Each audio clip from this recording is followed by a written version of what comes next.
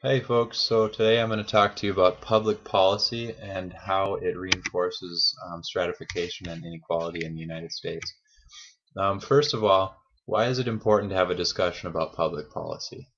Um, Public policy, namely tax policy, is a great way to show how really structured and institutionalized stratification is and how it prevents people from achieving the American dream.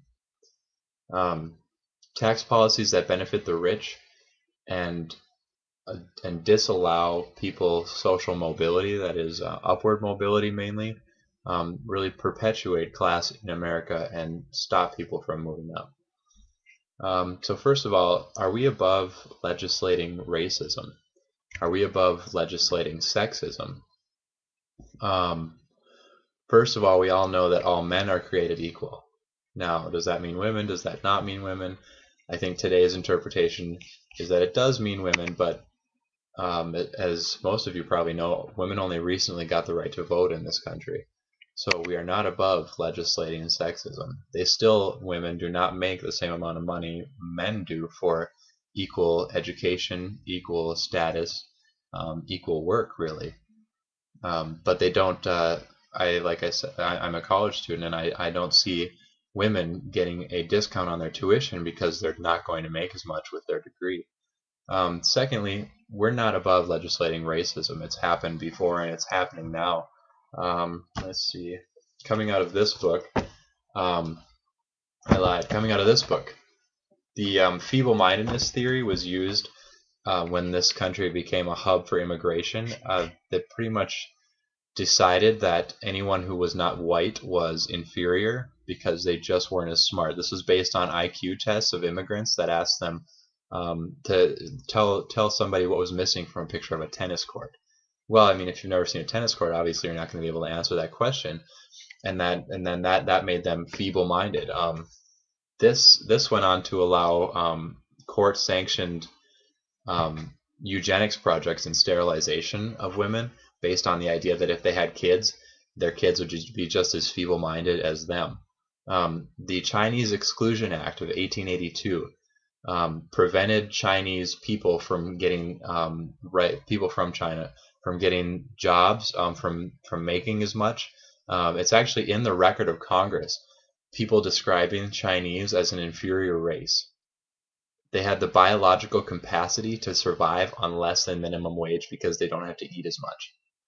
And this comes from that idea that race is a biological trait, when in reality it's actually not.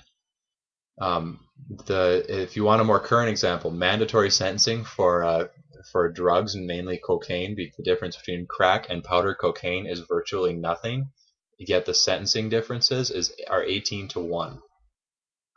African Americans comprise 80 to 90% of all drug offenders, but they do not comprise 80 to 90% of all drug users, which I think right there illustrates that we do have a problem and we are not above legislating racism in this country.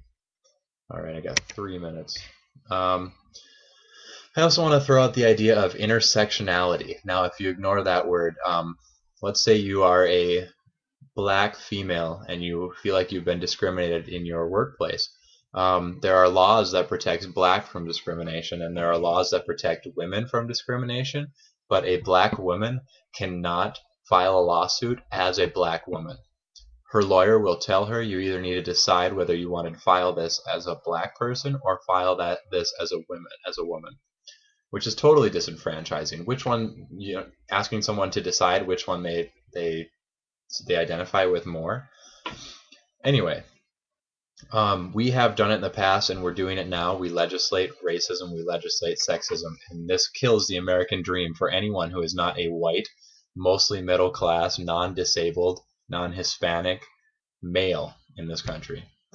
Further, another great example of how structuralized inequality is our tax policy. The First of all, you hear a lot about supply side economics giving rich people more money, and the idea under the assumption that it's going to trickle down. I'm just going to tell you that that is actually a political creation. Supply side economics does not work. This has a lot to do with Reaganomics. If you want to learn about the failures of Reaganomics more, There's a video on that somewhere over there that says supply side Reaganomics failure, but I'm not going to spend a lot of time on that. Anyway, giving more money to the rich does not work because it does not actually trickle down, not today anyway. At one point it may have, but it doesn't anymore. You hear about repealing the estate tax because the idea is that when estates are passed on from one person to the other, um, it's taxed, and a portion of that estate goes to the government. People call it the death tax. The people who want to see it repealed anyway will call it the death tax, which seems to imply that it applies to all Americans. And actually, starting in 2009, it only applies to estates worth 3.5 million and above. That would be 7 million for the estate of a couple. So the estate tax is a tax that's meant to ensure that the upper classes or the upper income brackets are paying their fair share. Now, further, the capital gains tax, the repealing of the capital gains tax would mean that there's no tax on investments, stocks, bonds. Any money you make from that would not be taxed. Now, I think this was pretty shocking when I learned it. We're under the impression that the stock market, hold on. We're under the impression in this country that the stock market is an important piece of the economic puzzle, and it affects a lot of Americans, right? It's on the news every night. But in reality, the top 10% of this country own 81% of the stock market.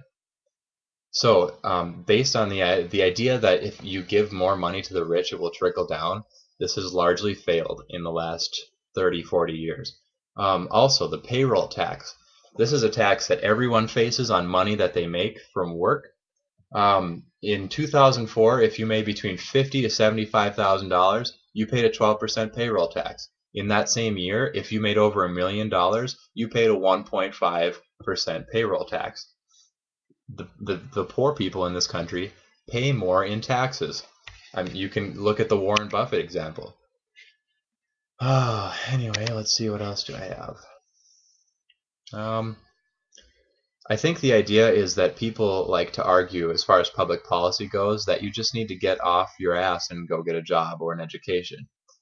First of all, the jobs that used to provide entry into the middle class have largely gone out of business because they can't compete with Walmart.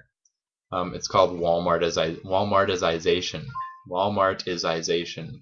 That doesn't make sense. Anyway, Walmart's taking over our economy. These mom and pop businesses that pay a decent wage, or these large manufacturing companies that pay a decent wage and allow uneducated people to get promoted and essentially allow entry into the middle class, have largely been either shut down, the companies have failed, or they've moved to a different country where labor is cheaper. As a result, we're left with the jobs at Walmart. You make $8 an hour. You can't really get promoted. You don't really get raises.